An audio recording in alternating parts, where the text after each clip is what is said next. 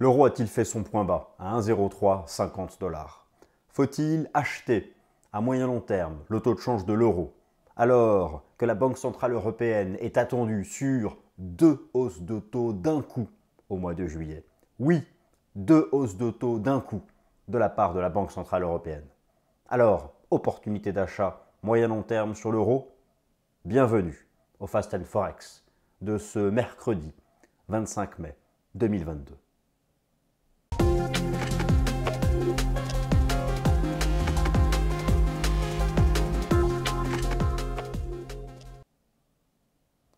Alors je suis très heureux de vous retrouver, chers amis, en ce mercredi.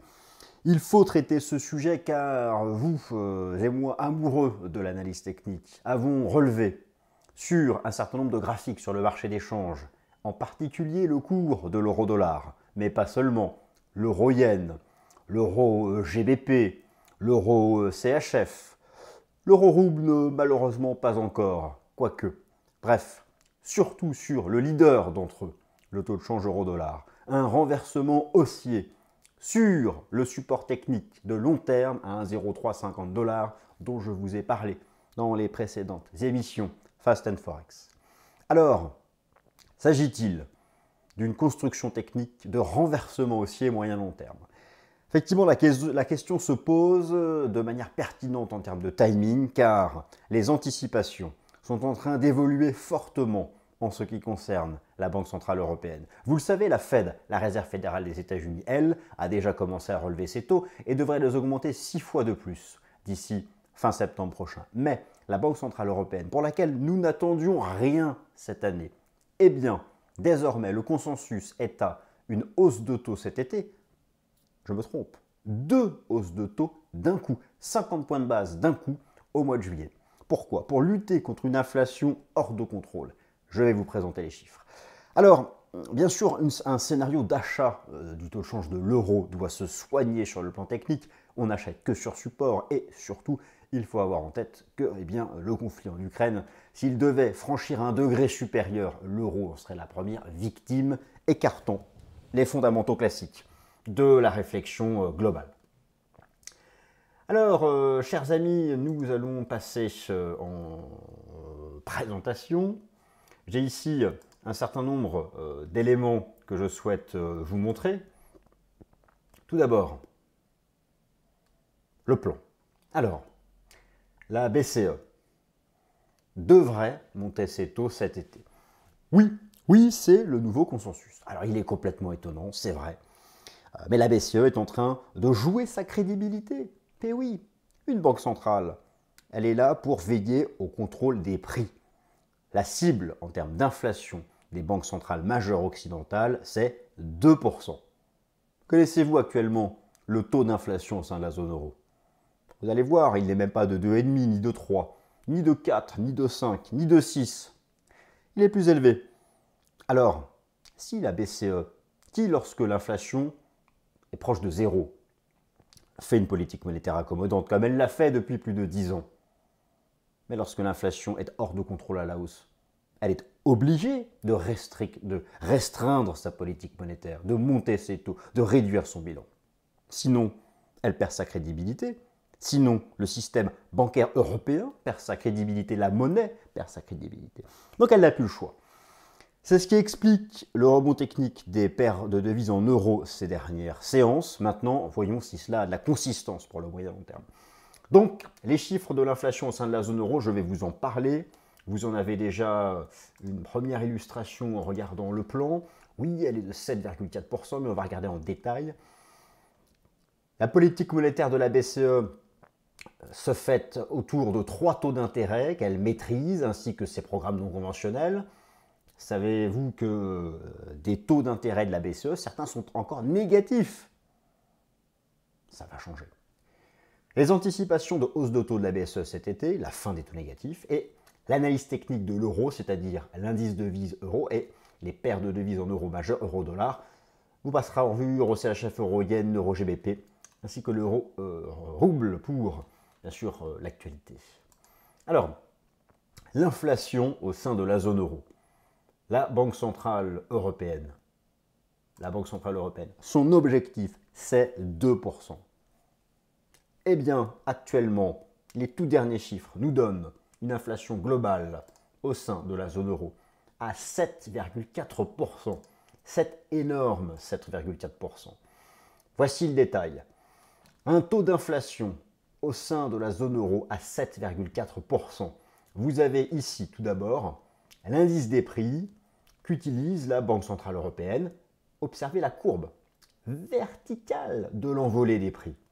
Ce n'est donc pas un mythe, cette inflation. D'ailleurs, on le constate au quotidien.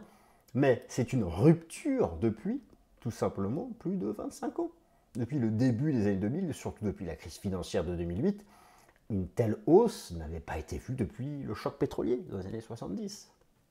Et encore, à l'époque, c'était vraiment concentré sur la partie énergie. Là, vous avez une superbe infographie qui est proposée par les chercheurs, les économistes de la Banque Centrale Européenne. Eh bien, cette inflation galopante se répartit sur tous les types de biens et services, énergie, biens alimentaires. Oui, l'énergie est là où l'on constate la plus forte hausse de prix, l'électricité, le gaz 15%, mais aussi les transports, hôtels, restaurants, l'alimentation 7%. Et donc, au global, 7,4% d'inflation. Notons que, par exemple, la France a un taux d'inflation de 5,4, qui est donc inférieur à la moyenne européenne. Mais dans tous les cas, dans les statuts de la Banque Centrale Européenne, il y a un objectif. Il est écrit ici, une inflation à 2% et sous contrôle à moyen terme. Alors, avez-vous l'impression qu'en termes de tendance, elle est actuellement sous contrôle? Non. Et d'autre part, par rapport aux 2%, nous sommes largement au-dessus. Et ce sont les chiffres de la Banque Centrale Européenne. En clair, la Banque Centrale Européenne n'a plus le choix. Elle va, elle aussi, engager un haussier de ses taux d'intérêt. La Banque Centrale Européenne a 3 taux d'intérêt. Le taux directeur, le taux principal donc, le taux de dépôt et le taux de prêt marginal. Le taux de dépôt est négatif. C'est fini tout ça. Le taux directeur est à 0. La situation va changer cet été. Et c'est pourquoi, c'est dans le cadre de cette anticipation que l'analyse technique donne les premiers signaux de rebond technique sur les paires de devises en euros. Reste à savoir s'il s'agit de signaux de renversement haussier de moyen long terme. Nous sommes là justement pour en discuter. Alors, le marché anticipe 2 hausses de taux d'un coup, 50 points de base, pour le taux directeur de la BCE en juillet. Je vous rappelle ici, sur ce slide, très schématiquement, la politique monétaire de la Banque Centrale Européenne qui agit sur 3 taux d'intérêt. Le taux dit directeur, qui est actuellement à 0, le taux de dépôt, qui est actuellement à moins 0,50%, et le taux d'intérêt de prêt marginal à 0,25. Notez que depuis 2010, ça n'a cessé de baisser. Le taux de dépôt, qui est devenu négatif, donc ça fait extrêmement longtemps qu'on n'a pas vu une BCE restrictive. Et bien là, elle n'a plus le choix. Alors, à cela s'ajoute le fait qu'au 3e trimestre, elle devrait arrêter son programme APP, c'est le quantitative easing classique. Le PEPP était le QE, le quantitative easing dédié aux effets de la pandémie. Celui-là va durer un peu plus longtemps parce qu'il y a un certain nombre de clauses de remboursement. Bon, en tout cas, et les TLTRO sont les prêts à moyen long terme pour les banques. En tout cas, ici, alors que la BCE n'a rien fait sur ces taux depuis 2019 et qu'ils sont négatifs ou à 0, la situation va changer cet été et c'est la source des signaux techniques de rebond que l'on peut observer sur les paires de devises en euros. Alors justement, faut-il désormais considérer que ces fondamentaux sont opportuns pour une stratégie d'achat de l'euro sur le marché d'échange? Alors que l'on a vu un certain nombre de supports techniques agir, on va regarder les paires de devises ici qui sont sous vos yeux. J'en ai parlé ces dernières semaines sur l'émission Fast and Forex.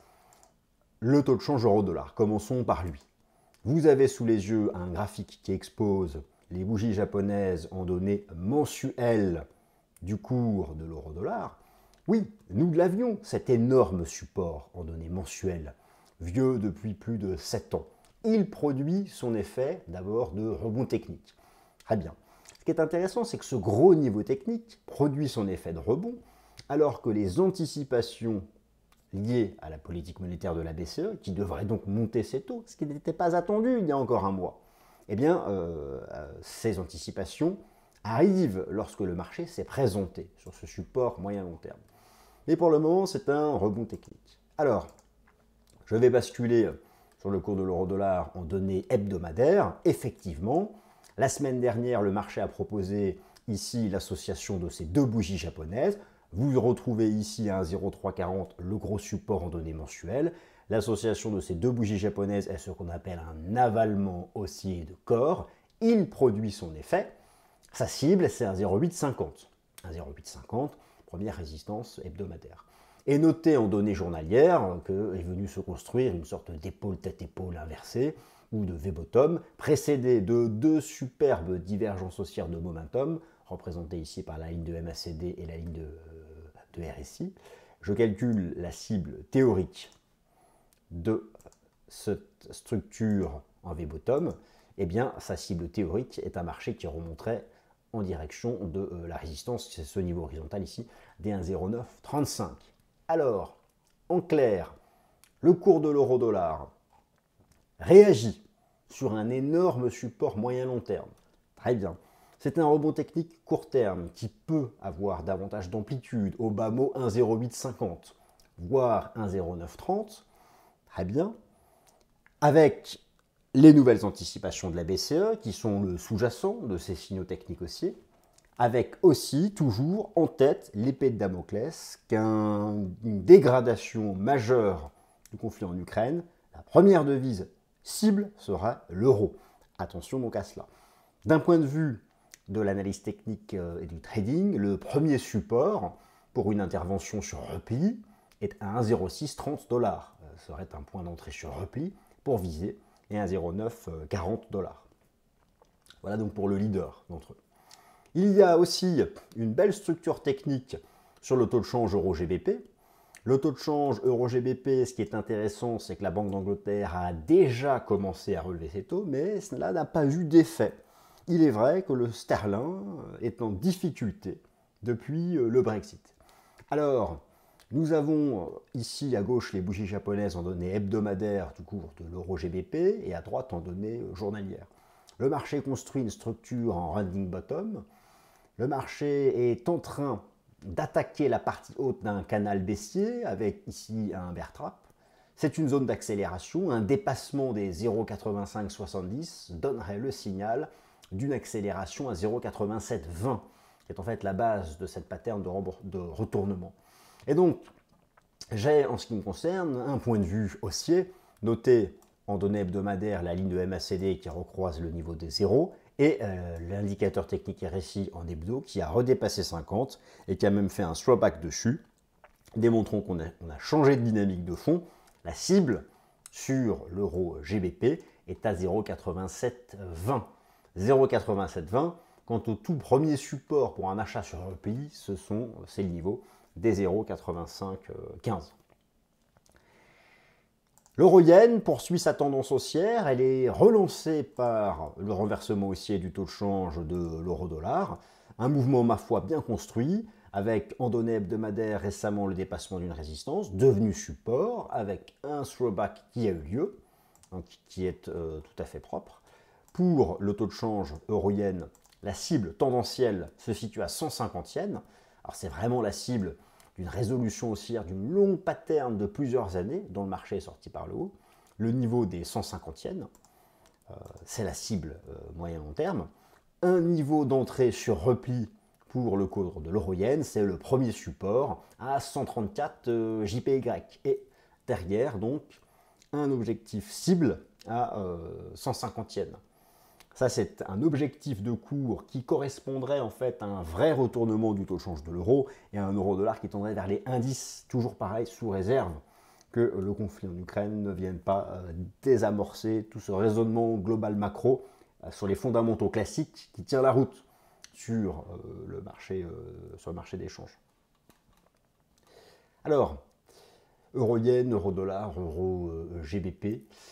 Euro-CHF et euro-rouble. Alors, pour le taux de change euro-CHF, la structure est moins tendancielle, elle n'est pas celle d'un renversement haussier. Alors, elle est certes, oui, celle d'une reprise, mais globalement, c'est un équilibre des forces qui voit le jour.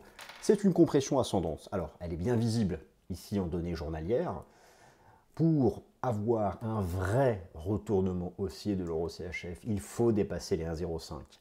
Il est difficile d'avoir une opinion très haussière tant que le marché se maintient sous la résistance des 1,05. Mais dans ce scénario de rebond de l'euro-dollar, ce niveau des 1,0492-1,05 est l'objectif de cours. De ce rebond technique avec en invalidation une ligne de tendance haussière chartiste ici qui attrape les creux les plus saillants ici sur le taux de change euro-CHF. Enfin, l'euro-rouble.